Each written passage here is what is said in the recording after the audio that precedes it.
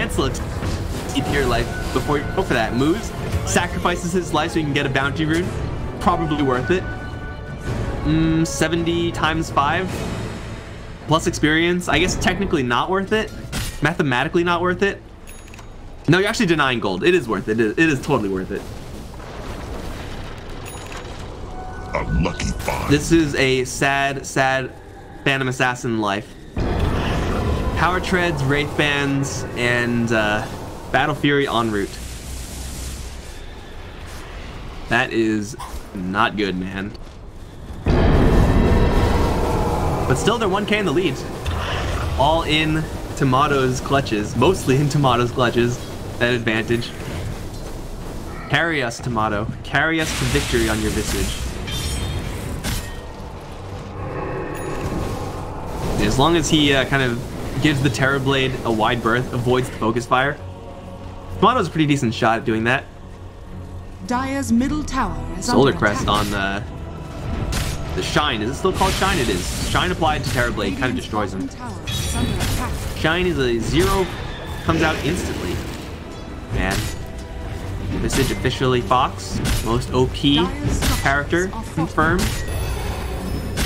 Here comes the defense. Cell goes full Cthulhu. The Snake Game's gonna just drive them back. No, they're gonna look to initiate the sword, but the bubble comes in, dodging a lot of those familiars right clicks, and Tomato's now in a precarious position, but no one's actually focusing him. Excel is trapped, and Moose is driving everyone else back.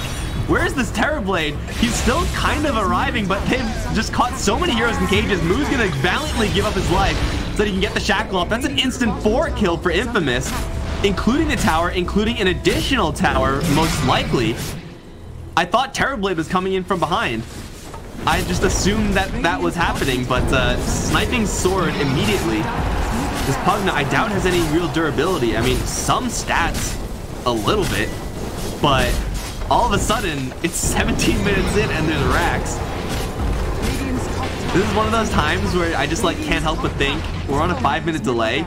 Chat has no idea what's about to happen, and I'm in a very privileged position right now. Now, I don't know the stats of this exactly, but if you take racks pre-20 minutes, you're probably winning that game. Like, the odds are definitely in your favor. That was a good bubble by the Arc Warden. That was a great bubble because it dodged a lot of Visage and familiar attacks. But it was that Shadow Shaman, man. That Shadow Shaman coming in from the right, just like he did in that previous fight. Landing that shackle, landing the Serpent Ward trap on that Undying, keeping him 100% out of the fight with that Flesh Golem. Meant that Tomato, though he was in what looked like a really dangerous spot. If you go here as Visage, I assumed there was going to be a Terrorblade coming in from here, and then you just get attacked from every which direction, and your only escape route is like here or here. And these are really long escape routes. They take a long time to get out from there. But with no Terrorblade, man, it doesn't matter. You're not taking any damage, even though your position may not be the greatest, because the enemies aren't in position either.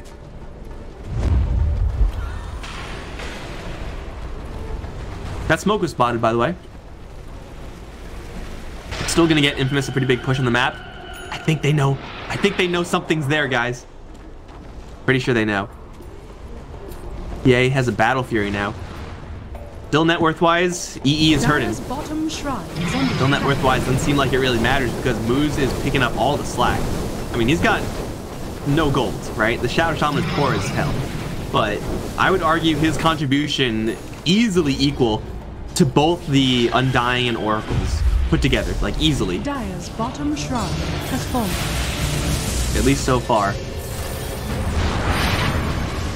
Ooh, nice steal by the Rubik. Blast, not gonna last for much longer. Blast on Rubik is so insane. You don't have like a ton of mana as Rubik, you have a good amount. But just getting a pushing spell as Rubik is insane. Alright, tower. You had a good run, tier 1. You had a really good run. Time to die, though. Dire's bottom tower has fallen. Tier 2, same thing. Infamous are feeling themselves right now. And EE is slowly climbing the ranks. He does have that Battle Fury. And he's still farming, man. They don't need him. Once he gets this Desolator, Phantom Assassin can then jump in and really mess some people up. Or you just chill. and just kind of mark targets with your dagger, desolate them, corrupt them, whatever it's called.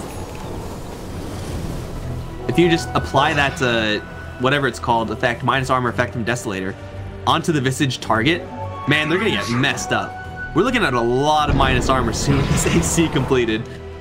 And Terrorblade, I mean, yeah, he's known as the armor guy, right? But they will cut him down to size really easily with some coordinated play. Is there any minus armor that the Rubik can steal?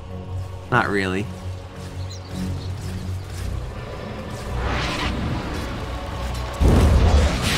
Infamous. Couple of absolutely fantastic fights. Find themselves in a pretty commanding position. I think with all this minus armor, they should be able to just walk into Roche with no problem whatsoever. The Roshing, I guess, counter-Roshing ability of Playmakers is limited at best. Nether Ward is really, really annoying, and it is maxed out. But everyone else, like, these heroes are not that great at messing with Roche. Undying's decent. Everyone else is just okay.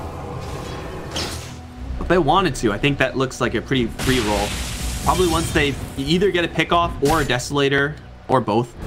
Dire's top tower or AC. Cleave damage. Almost full cleave damage there. So Envy, even though he is still like, quote unquote, behind, Dire's top tower is he still has enough gold to be effective at this point. So the PA has gotten over the hump. She's ready to party. Maybe not fully party. Once she gets a BKB, then she'll be ready to fully party. Radiant's bottom tower is under attack. Aghanim Scepter though on Centaur. Vita has been doing a lot of heavy lifting. 818 on the Centaur it's not too bad at all. Now he's able to give his team so much extra durability. 40% flat on the Stampede, not to mention the block of the Crimson Guard. Disgusting durability. If you're someone like Terrorblade who's just like all physical right click, you're sad, man. You are a sad Terrorblade. Was this the most free Roshan of all time? That died in a hurry. Oh, double damage rune. That certainly doesn't hurt, you know? So yeah, get double damage rune, or a pick off, or Desolator. Any of them, it works. Dire's top shrine Is Envy gonna switch gears, or is he gonna desolate? He's gonna desolate. We got Desolator coming in. We have Aghanim Scepter complete on the Rubik, and we have Pita hunting for swords. Unfortunately, ooh, guess is wrong. Clever sword play. Going on the other end. Arc Warden seems like he's just constantly in the wrong neighborhood, trying to delay the game by split pushing these waves. Not really something easy for him to do because he doesn't have the travels just yet. He is doing his best, but this is a very standard build. Yay, drained out almost. Nope, jumps away. And now turns around for the dagger. No crit, but the birds are overhead, which means Sword is in for a world of hurt. Oh my god. Yeah, he's dead. He's super dead. Oh, and Excel, that dagger looks like it hurt also. Now, the field is going to go up. So, a little bit of durability for this tower, but the daggers, EE is just waiting, man. EE is just waiting for a lucky roll, and then shit's gonna really hit the fan. Unfortunately, never lucky. Never lucky, baby rage. Envy's sticking around here. The rest of his team is like, we're leaving? We're not leaving. We're going back in, boys. Naking's gonna draw the spirits out, and field this time not gonna work. EE just praying for that crit. Dude, Envy, you clearly have not been practicing your PA. These are some pathetic crits that I'm seeing from you here. I guess that he crushed the Pugno with one, so no, maybe not pathetic, but damn, man, you gotta practice. You gotta get those crits on demand, you know? They walk in, take a tier 3 for free. Keep in mind, these racks is already down. Moves, find himself an Arc Warden fake.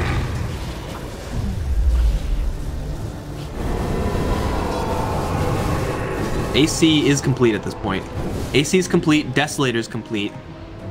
All the minus armor in the world.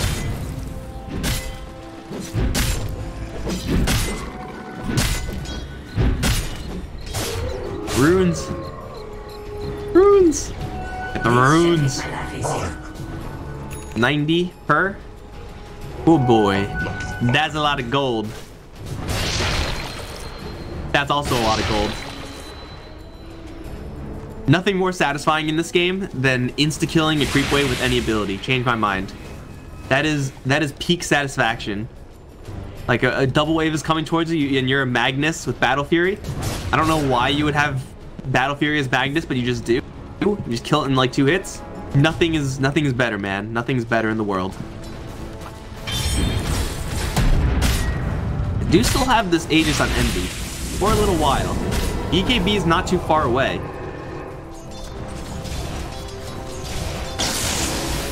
And they have Serpent Wards now level 2. Looks like it should be about time for Infamous to look for another play. Envy's going about it by himself. He ain't no coward. He's going in, man. He is just going in for Faker, and he's like, oh shit, you have like 40 armor. He just wants to use the Aegis right now, and it will be successful, but the heal's keeping you alive for so long. Now here comes Pepita to jam it home. Here comes that instant dagger crit. No, he tried. Shadow Shaman dies in the meantime. Why are you pushing mid? There's nothing here to push. Okay.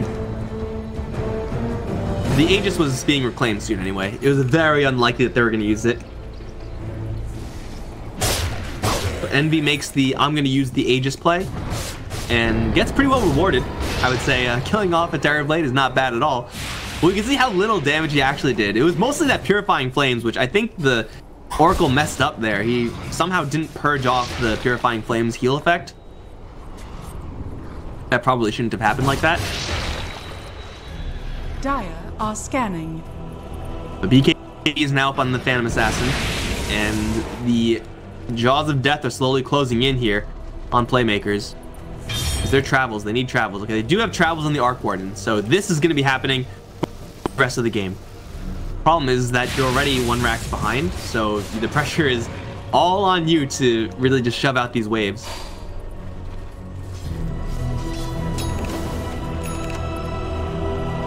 And honestly, even though you may have that clone to do that, which is essentially a free roll, a PA jumps on you, on your clone, just instantly kills it, then yeah, your lanes are just gonna start pushing back towards your side.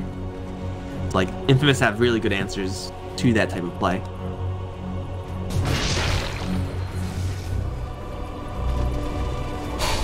For right now, though, it's just chill time.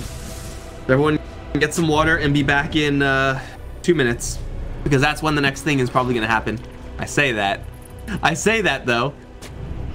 Faker just be scooting all over the place.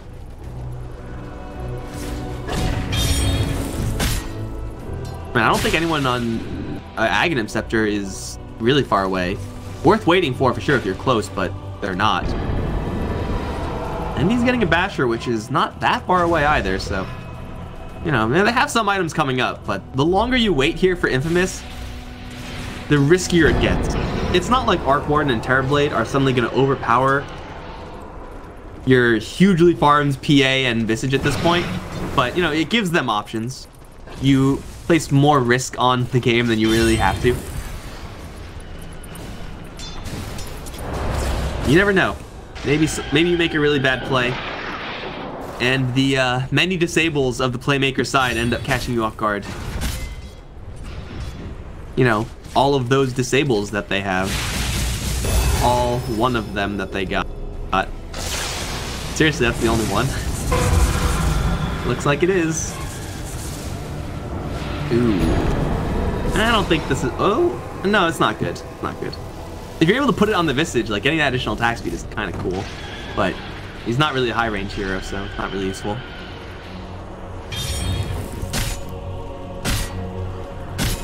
Are they just going to go in? They didn't pick up any items or anything like that. They're just going in because they want to. I guess they've shoved in mid and top enough so that they could kind of bounce between the two and force someone to defend this area and then do this. Drop Serpent Wards for free. Field goes up, so even though the field's only over here, you can't hit over here. Oh, there's the dagger. Okay, there goes Excel. He's dead now. That's what I was talking about. You just gotta throw out the daggers and just cross your fingers that the rolls are good. And it looked like that time it was good. Okay, well, I hope you got your water, guys, because welcome back. They're missing top racks now. Sword clearly enjoys himself, so that's 2 racks in advantage now for Infamous. And the next round of items. Blink Dagger on Shadow Shaman for even more initiation, as if that was even needed. And 4 bounty runes. Oh, disgusting. Disgusting.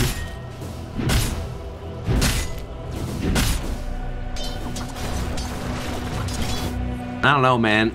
Playmakers have been doing exactly not what their name would suggest. They can't. Like, they don't have any way of initiating. Because they have picked up their grand total of, you know, a huge amount of stuns in their lineup. So getting in is kind of difficult. They can stall, and in a stalled game, they will win. But this game, clearly, because these buildings are falling pretty rapidly, is not a stalled game.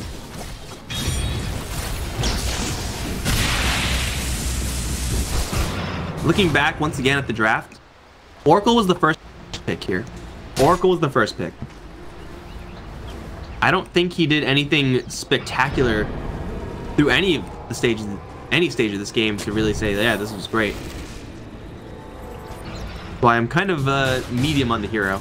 Again, it's a hero that you can make work, but they, I don't think, have taken, oh my gosh. I don't think they've taken quite enough effort into actually making it work. I don't even know if it's like worth trying to make it work. Like, there are some heroes that are like powerful, but you got to work around them a little bit, give them space or whatever, like Terrorblade.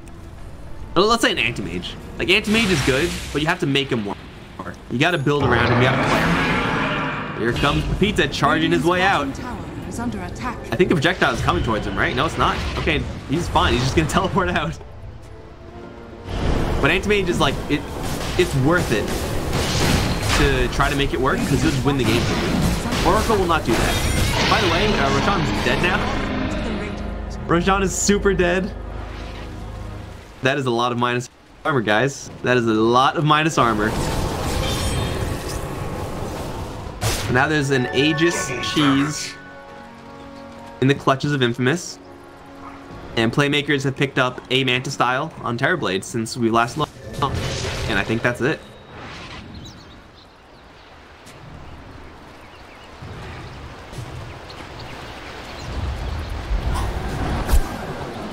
Game is perhaps drawing to a close now. Playmakers need a damn near miracle defense. This is going to be a nice one. An MKB picked up. Radiant are scarce. Getting a little bit of a true strike there up against that PA is quite nice. Pizza leading the charge here. Does spot out a couple of heroes. That position, though, is really hard to fight into. This is a singular choke point. This is a no-go. You don't want to do that. You want to take him from multiple angles if you're going to fight up there. But at the same time, you just ignore them. If you know the enemies are all over here, you're like, okay, you can stay up there. We're going to go over here and force you to come through this singular angle, in which case we will have the vast advantage. Flesh Golem, that was Decay stolen, and Excel, oh my god, just getting crushed. They're just ignoring them. They're just like, screw you guys, stay back there if you want. We're gonna kill your building. Snake in the meantime is distracting everyone. Fortification is out, but they've all collapsed onto Excel and just crushed him into oblivion. And now onto the Oracle, he's dead as well. Envy is just calling his targets and obliterating them. Big, he's trying to kill Pizza. He's doing an okay job, but the cheese comes in on the Centaur Warrior. The lift is there, plus the shackles. There goes the Terrorblade. And everyone's being cleaned up. It is cleanup on Isle Dire. Oh, the cleave. The cleave and the crits. Oh, the humanity. That's how you end the game. Take note, last series. That's how you end a game. Infamous Gaming, they rally around their visage for the mid game. Take a